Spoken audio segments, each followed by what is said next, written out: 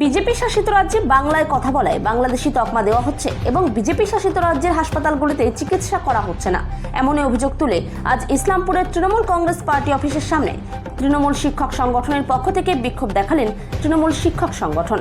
তৃণমূল শিক্ষক সংগঠনের জেলা সভাপতি গৌরাঙ্গ চৌহান বলেন, বিজেপি শাসিত রাজ্যে বাংলায় কথা বলায় বাঙালি হেনস্থা হচ্ছে, সেই প্রতিবাদে আমরা আজ ইসলামপুরে বিক্ষোভ মিছিল করছি। আজকে পশ্চিমবঙ্গ তৃণমূল প্রাথমিক শিক্ষক সমিতির ইসলামপুর নেতৃত্বদেরকে নিয়ে শিক্ষক সংগঠনে আমরা এখানটা অবস্থান বিক্ষোভ করছি।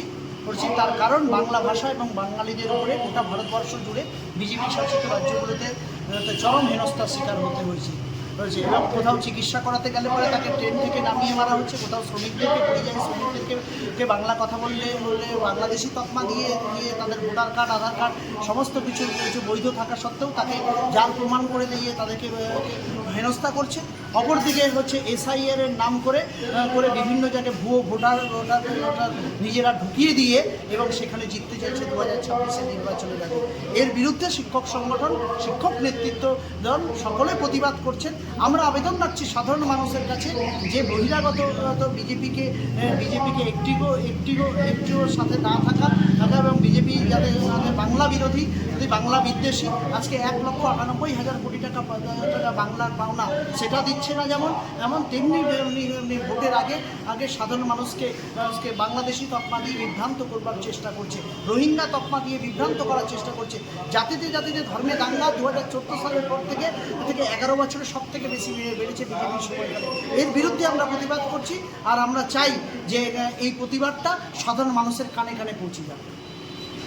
বিজেপি সরকার যা শুরু করছে এই বাঙালিকে নিয়ে বা বাংলা ভাষাকে নিয়ে, তার আমাদের একদম মাদার পার্টি থেকে নিয়ে, আমাদের শিক্ষক সংগঠন থেকে নিয়ে, আইএনটিউসি থেকে নিয়ে শুরু করে আমরা যেভাবে পথে নামছি, আমরা কোনো মতে পিছু হাঁটবো না।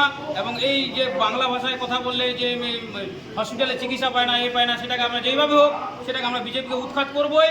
আর কোনো মতে আমরা পশ্চিমবাংলা বা বাঙালিদের উপরে অত্যাচার করতে দিব না। কতক্ষণ চলবে আপনাদের এই বিক্ষোভ? আমাদের এখানে চলবে, সন্ধ্যা অবধি চলবে। আমাদের এই মাঝে মধ্যে সব জেলায়, প্রতি জেলায় আজকে আমাদের সাব ডিভিশন ওয়াইজ হচ্ছে, সব জায়গায় চলতেই থাকবে, প্রতিদিন চলতে থাকবে। আজকে এখানে হলো, কালকে চোপড়ায় হবে, পরশুদিন এতে হবে, গল্প করে হবে, এইভাবে আমাদের চলতে থাকবে প্রতিবার। কি নাম আপনার? আমার নাম ধীরেন চন্দ্র দাস, ইসলামপুর সার্কেল প্রেসিডেন্ট।